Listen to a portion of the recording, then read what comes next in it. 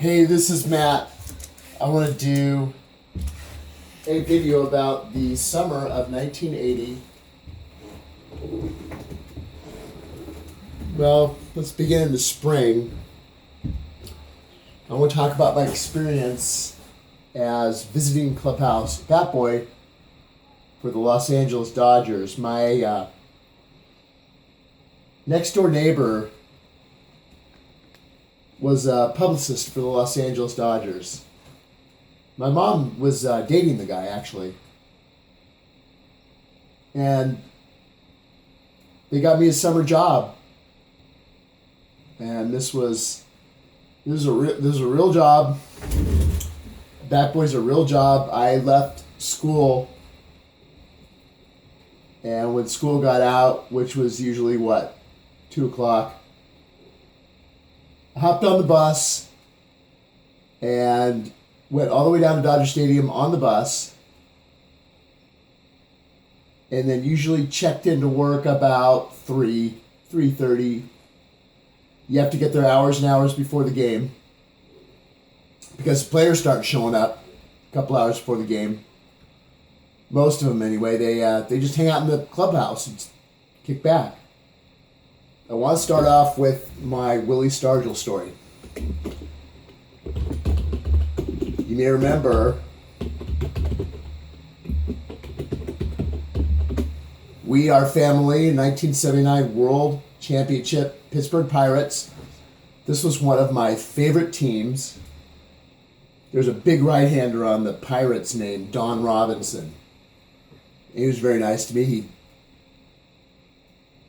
say, "Hey, what's going on, Batboy?" Oh, another guy that was really nice to me was San Diego Padres catcher Bruce Bochy. He'd always say hello. And man, these guys were funny as... baseball players are funny. Del Maxfield, I think, was a coach with the Philadelphia Phillies.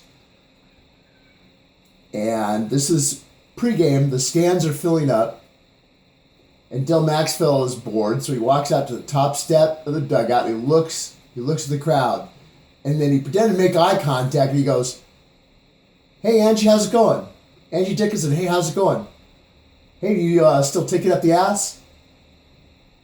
And players were sitting in the dugout looking at Maxfield. And he walked up. They had to check to see if he was really he was bullshit, obviously. But these guys are fun. I remember Kent Tekulve and another guy were talking about some issues that Rick Sucklet was having with his delivery, and they were joking around. Well, maybe he'll keep messing around with his delivery until he gets it right. Stuff like that. Oh, and there's this guy, Rudy Law.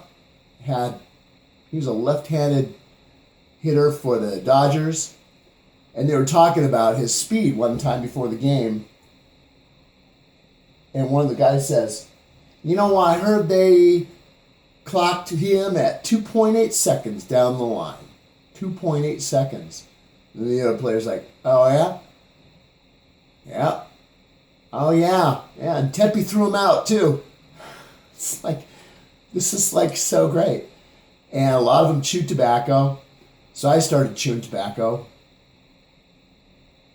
And one of my favorite moments as a Batboy was Batboy's got to watch the field, watch everything, and be hyper alert during the game time. So one of my favorite stories was, let me do this first. I made a mistake one time early in the season, and I was on the bench, and I'm not on duty when I'm on the bench when the home team is on the field.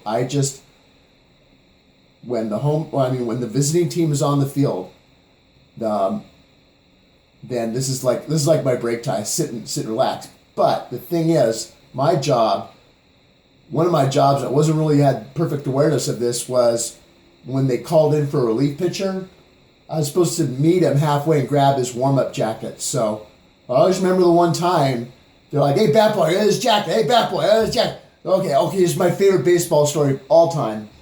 So Batboy sits. I knelt on the playing surface. I don't think the Batboys are on the playing surface anymore.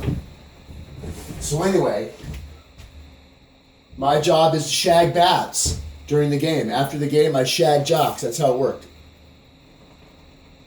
No, I would literally walk around the clubhouse after the game with a basket and a pair of tongs and collect jocks. It's no lie.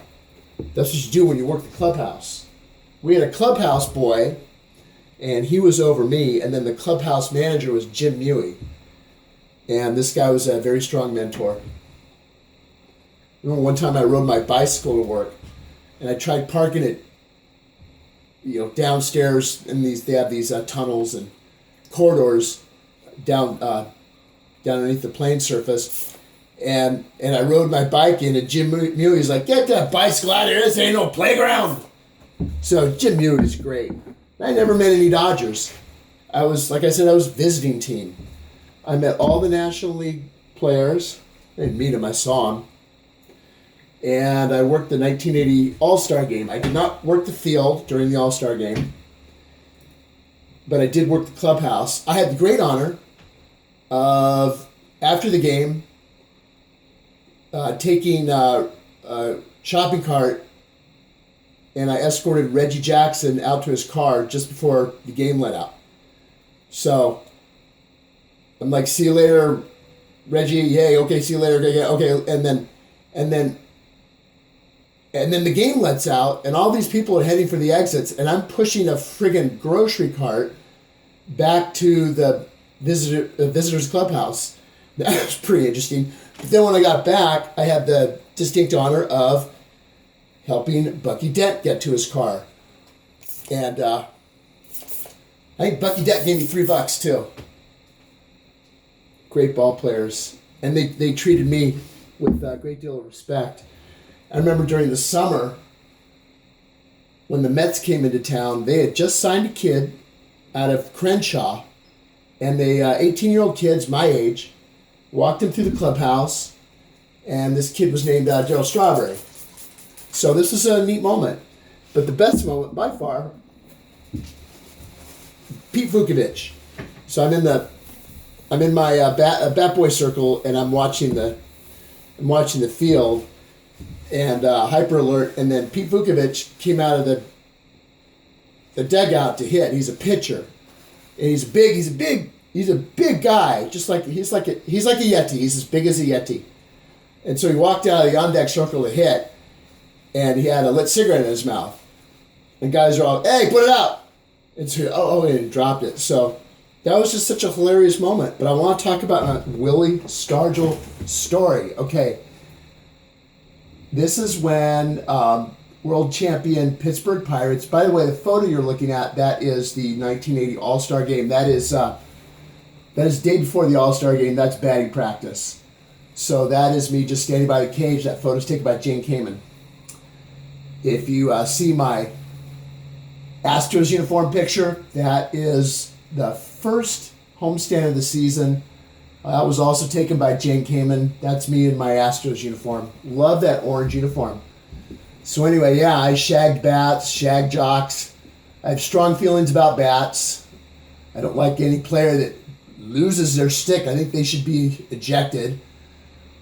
Very best play I saw up close was a plate-to-plate.